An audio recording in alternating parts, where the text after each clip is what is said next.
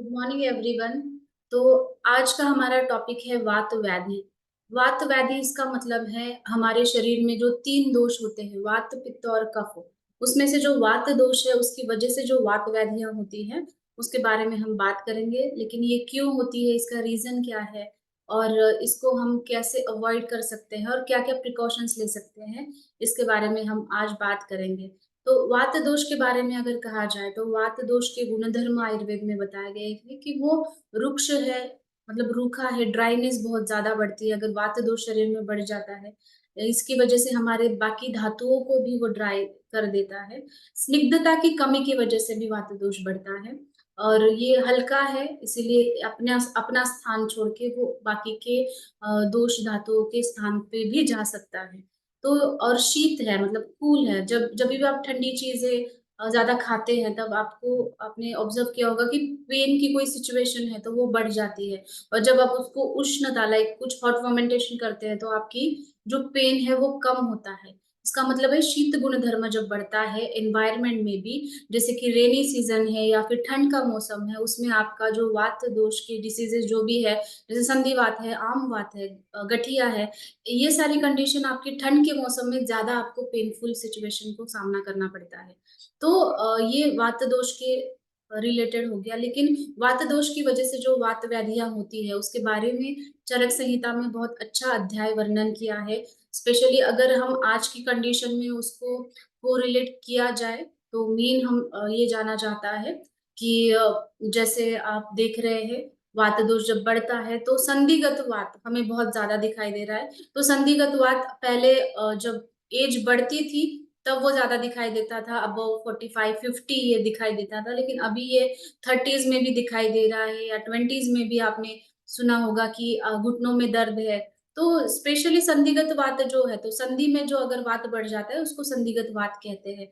तो इसमें main joint जो इफेक्ट होता है नी जॉइंट इफेक्ट होता है, क्योंकि नी हमारा वेट बियरिंग जॉइंट है तो उसमें ज्यादा इफेक्ट होता है। लेकिन अगर डिजनरेशन नी से शुरू हुआ और उस पर अगर ध्यान नहीं दिया गया तो वो धीरे धीरे बाकी के जॉइंट्स में भी चला जाता है। लाइक शोल्डर पेन होगा या फिर उनका रिस्ट पेन होगा, तो ये पेन बढ़ता जाता है, अलग अलग हमारी जो संधियां है, जॉइंट्स है, वहां पे भी ये दर्द फैल जाता है और उसके बाद मांसपेशियों में भी दर्द होता है। जैसे आप आम बात है, गठिया है, गठिया में भी आप देख रहे हो कि छोटे छोटे जो जॉइंट्स है वहां से वो वहां पे ज्यादा दिखाई देता है। ये वात का ही एक प्रकार है, वात दोष बढ़ने का प्रकार है, गठिया है। गृध्रसी जिसको सियाटिका नाम से जाना जाता है, तो उसमें भी वात दोष का ही प्रकोप होता है। तो ये वात दोष क्यों बढ़ता है शरीर में, वात दोष का प्रकोप क्यों होता है? अगर आपके आहार में आप वृक्ष पदार्थ ज्यादा सेवन कर रहे हैं, जैसे कि आप पैकेज्ड फूड ज्यादा ले रहे हो, पैकेज फूड जो होता है वो ड्राईनेस बढ़ाता है, या फिर जिसमें आप ज्यादा कसेले रस के सेवन आप ज्यादा कर रहे हो या ठंडी चीजें आप ज्यादा खा रहे हो, तो उसमें भी ये बढ़ता है। अगर मानसिक हेतुओं के बारे में बात की जाए तो अगर स्ट्रेस है, एंजाइटी है, उसमें भी वात दोष बढ़ता है। अगर नींद कंप्लीट नहीं होती है तभी भी वात दोष बढ़ता है। और उसके बाद अगर हम देखा जाए तो ज्यादा गति, अगर आप बहुत ज्यादा एक्सरसाइज कर रहे हैं, आपका जो लिमिट है उससे भी ज्यादा आप एक्सरसाइज कर रहे हो, तभी भी वात दोष बढ़ता है। रात में जगने से या फिर उपवास से भी वात दोष बढ़ता है। तो ये बहुत सारी लिस्ट है वात दोष बढ़ने की, उसके हेतुओं की, मतलब वात व्याधि की जो हेतु है, ये सारे हेतु वात दोष बढ़ने की है, ये बहुत सारे हेतु है। तो इसमें भी हमें ध्यान देना है कि हम वो हेतु सेवन कम करें, क्योंकि अगर आपको वात दोष बढ़ने की वजह से जो वात व्याधि हो रही है तो जाहिर सी बात है कि आपको रूखी चीजें जो आप खा रहे हो जिससे कि वात दोष बढ़ता है, ड्राई चीजें, उसको अवॉइड करना पड़ेगा। शरीर में स्निग्धता लाना बहुत जरूरी है अगर वात दोष आपका बढ़ा है।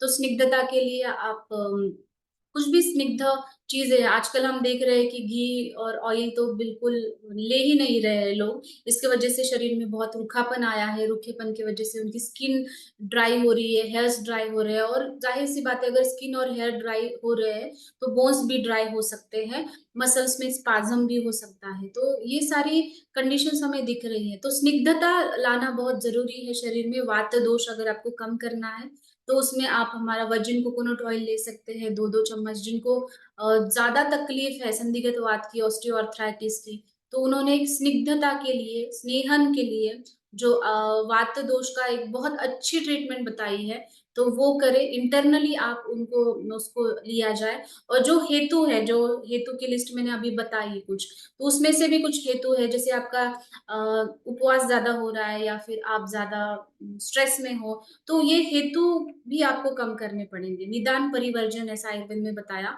निदान इसका मतलब है हेतु, तो हेतु को आप पूरा छोड़ देंगे तभी भी आपका वात दोष कम होगा। और स्नेहन, जो अभ्यंतर स्नेहन तो हम कर रहे हैं, इंटरनली हम वर्जिन कोकोनट ऑयल ले रहे हैं, गुड फैट्स ले रहे हैं, जैसे सी बकथॉर्न में हमारे बहुत अच्छे फैट्स है, तो वो आप ले रहे हो, तो आप इंटरनली शरीर को जो है स्नेहन दे रहे हो। लेकिन अगर आपको एक्सटर्नली भी यूज करना है तो ऑयल बहुत ज्यादा है, गैनो मसाज ऑयल है हमारा। और साथ ही में डीएक्सन क्लिनिक से आपको महानारायण ऑयल भी अभी आया है। तो महानारायण ऑयल ये जो है, ये भैषज रत्नावली में जो कंटेंट्स बताए गए हैं, ऑथेंटिक जैसे ग्रंथोक्त बताया गया है, वैसे ये महानारायण ऑयल बना है। इसमें 50 से भी ज्यादा हर्ब्स आपको मिलेंगे, इसलिए इसका इफेक्ट बहुत ही अच्छा आता है। और महानारायण ऑयल जो है, आपको ये पैकेजिंग के साथ आता है। तो पैकेजिंग में दो पोटली, पोटली आप में से बहुत लोगों को पता होगा, क्योंकि डीएक्सन क्लिनिक्स के बहुत सारे पेशेंट्स जो है पोटली यूज करते हैं। तो ये कॉम्बो में आपको ये पोटली और महानारायण ऑयल का बॉटल और ये दो पोटली आपको मिलते हैं। तो इसको यूज कैसे करना है, राइट? तो मैंने जैसे कहा कि स्नेहन बहुत इंपॉर्टेंट है। जब भी कोई डिसीज है, मतलब वहां पे डीजेनरेशन है, तो उसको रीजनरेशन के लिए हमें इंटरनली हम ले रहे हैं, लेकिन आप एक्सटर्नली महानारायण ऑयल यूज करोगे, जिसमें इतने सारे हर्ब्स है जो वातनाशक हर्ब्स है मेनली। तो आपको क्या करना है, महानारायण ऑयल, अगर बहुत क्रॉनिक पेन है और सीवियर पेन हो रहा है, आप उसको बियर नहीं कर सकते, तो उसमें आप डायरेक्टली यूज कर सकते हैं। अगर आपका पेन कांस्टेंट नहीं है, कभी कभी होता है, लाइक पोस्चर की वजह से हो रहा है, कंटिन्यू लैपटॉप के ऊपर काम करना पड़ता है, उसकी वजह से आपको पेन हो रहा है, कभी कभी ये पेन होता है, और वो आप बियर कर सकते हो। तो ये महानारायण ऑयल कॉन्सेंट्रेट है, तो इसको आप तिल के ऑयल में मिला करके डाइल्यूट कर सकते हैं। 250 ml तिल ऑयल आपने लिया और उसमें ये 100 ml बॉटल डाल दिया, तो आपके पास ज्यादा ऑयल हो सकता है और आप वो यूज कर सकते हैं ल्यूक वार्म करके। अगर आपको सिर्फ अभ्यंग के लिए लेना है, अभ्यंग जैसे बहुत सारे घरों में रोज अभ्यंग होता है, तो सिर्फ अभ्यंग के लिए लेना है, वात दोष को नॉर्मली हमें स्टेबल करना है, तो उसकी वजह से, तो उसके लिए आप ये यूज कर सकते हैं। जैसे कि 400 ml में आप 100 ml आप महानारायण ऑयल यूज करें, और उसमें आपको 500 ml पूरा ऑयल मिल जाता है। तो उसमें आप अभ्यंग, घर में अगर आप रोज अभ्यंग कर रहे हो, आपके मसल्स को अभ्यंग कर रहे हो, स्पेशली काफ मसल्स को, पैरों में, थाइज में, क्योंकि वहां पे वात दोष बहुत ज्यादा बढ़ता है, जिन जिनको पेन है, तो ये आप कर सकते हो। और स्वेदन, स्नेहन के बाद स्वेदन बताया गया है एक वात दोष के ट्रीटमेंट में। स्वेदन मतलब हॉट फर्मेंटेशन, तो हॉट फर्मेंटेशन आप करोगे तो ये पोटली के मदद से करेंगे। तो पोटली में 13 प्रकार के आयुर्वेदा हर्ब्स है, जिसकी वजह से आपका पेन रिलीफ होगा। जैसे जैसे आप कह सकते हो कि अगर आप इसको गर्म करें और स्वेलिंग जहाँ पे है, स्प्रेन है, या फिर मसल स्पाज्म जहाँ पे है, वहां पे यूज करते हैं, तो ये बहुत अच्छा रिजल्ट देता है।